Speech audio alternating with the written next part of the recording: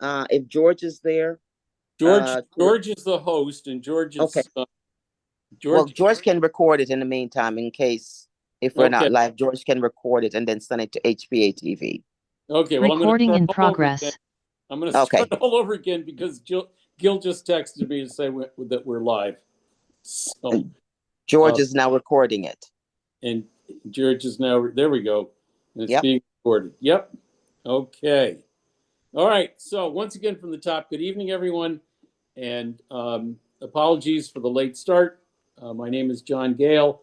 This is the Hartford City Council public hearing for September 15th, 2025. With me tonight are Councilwoman Marilyn Rossetti and Council President Shirley Surgeon. This public hearing is being broadcast by HPA-TV, Comcast, and Frontier, channels 96 and 6032, and streaming on hpa-tv.org, the HPA-TV Facebook page, HPA-TV's Roku TV, Apple TV, and Amazon TV apps. And once again, our apologies. We had some technical difficulties in getting started on time, so our apologies for the late start. We are here, and so far as I know, no one signed up, and I don't see anyone on the screen. But if you're out there and you want to participate, join in. There is a link that was on the agenda, I believe.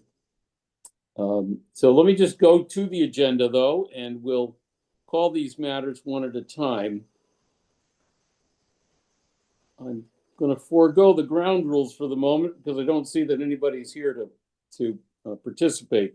But I do think we need to go through the agenda and call each of the items. So give me just a minute here. Pull it up.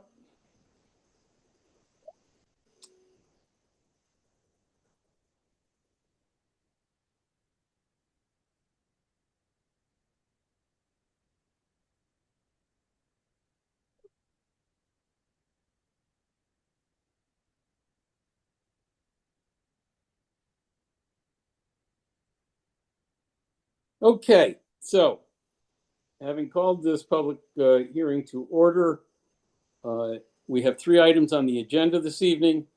The first item is Mayor Auralampalam with accompanying resolution authorizing the city to transfer 2 city-owned properties to Southside Institutions Neighborhood Alliance, Inc., which is commonly known as SINA, S-I-N-A, for the development of 2 two-family homes. This is I believe, a transfer for no consideration of 2 vacant parcels, one of which is on Benton Street, in between Webster and Maple Avenue, and the other one is on Zion Street and extends from Zion down to Summit Street. Apparently, both of these are vacant. SINA has been quite a partner with the city for many, many years now, and well-known institution. And so the mayor is proposing to dispose of these 2 parcels, and SINA is proposing to build 2 two-family homes on each of them. Is there anyone here tonight speaking in favor of this resolution? Anyone speaking in favor? Anyone speaking in favor? Is there anyone speaking opposed to this resolution? Anyone speaking opposed? Anyone opposed? I will close that matter and move on to the next. Item number 2.2 on the agenda is very similar. It's Mayor Auralampalam with accompanying resolution authorizing the city to transfer 4 city-owned properties to Habitat for Humanity of North Central Connecticut for the development of 4 new owner-occupied residences.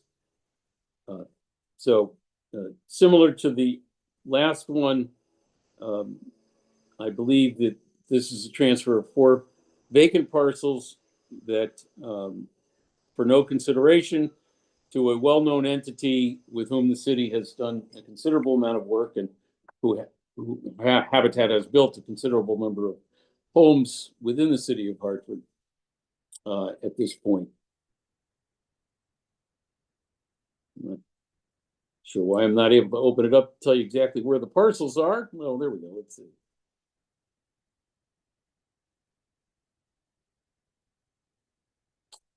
They are on Acton Street, 4951 Acton Street. There are two on Garden Street, 501 to 503 Garden, 610 to 612 Garden, and one on Vine Street, 158 Vine Street. They're all located within the Northeast NRZ. So once again, I'll ask, is there anyone here tonight speaking in favor of this resolution?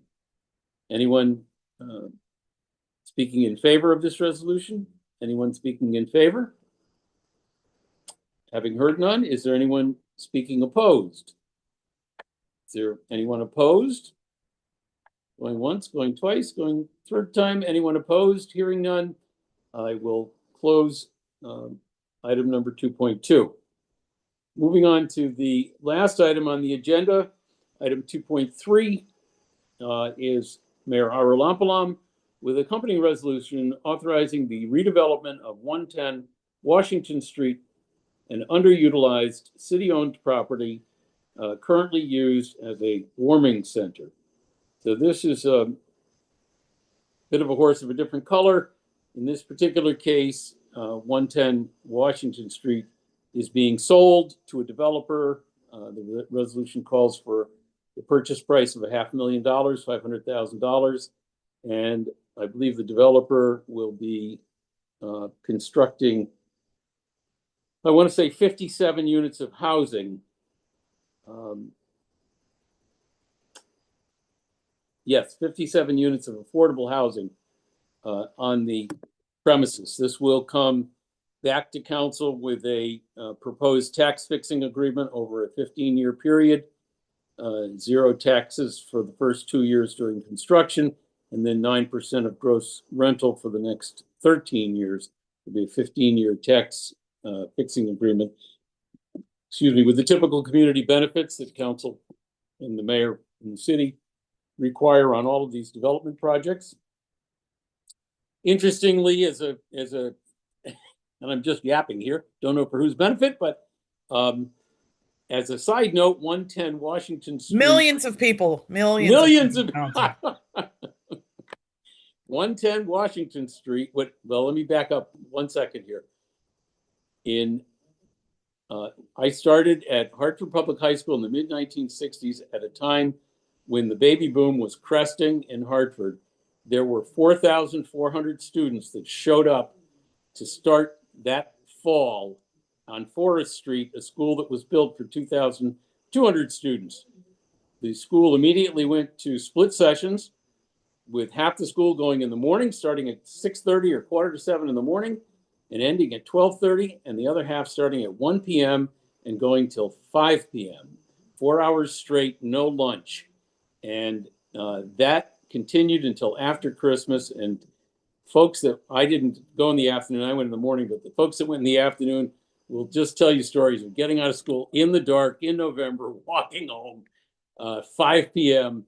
And after Christmas, what the city did was they opened an annex, and it was in 110 Washington Street, and that served as the housed all of the freshmen for Hartford Public High for probably the next decade or so, until the population, school age population came down and everybody could be housed back at Washington Street.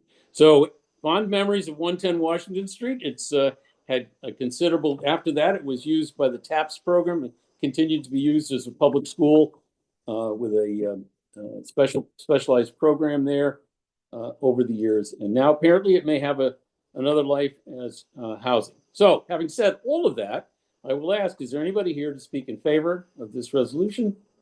Anyone speaking in favor? Anyone speaking in favor?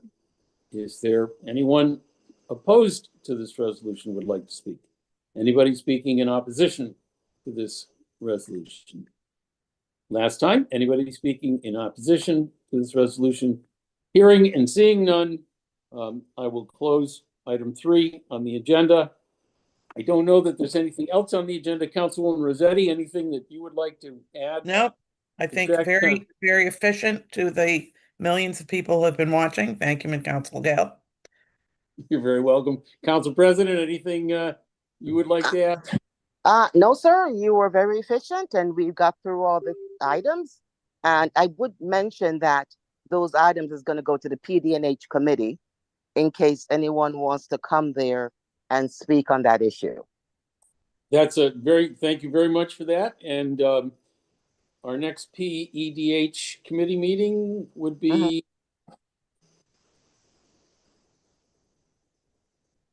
I think October, the first Wednesday in October. So this would be October 1st, looks like. Okay. Yep. The first. Okay. So yes, Okay. thank you for that. So anybody that has further interest in this, you can tune into that committee meeting and hear a full presentation by by city staff for each one of these projects.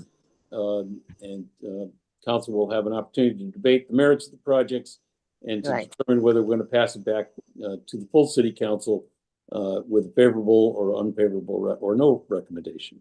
So thank you, Council President. Anything else from anybody? No, I'm all set, sir. All right. In that case, everyone have a great evening, and this public hearing is adjourned. Good night, Thank you. Bye. Good night. Thank you. I'm sorry.